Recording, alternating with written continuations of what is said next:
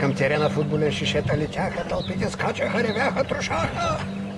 Виновен за всичко бе един човек, облечен в черно и с черна душа, с черната свирка в своята уста, предаде Бероя, тъй както Юда предаде Христос на сганта луда.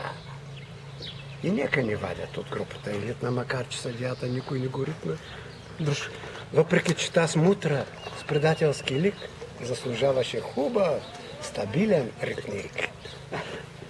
Но нека знаят лешкари софиянци, те с душмани черни, те свърли поганци, че време минава и ще дойде ден, ден чакан с голяма радост, ден на погромната синя гадост, ден в който ще викнем като един: света те, Берое, ще победим.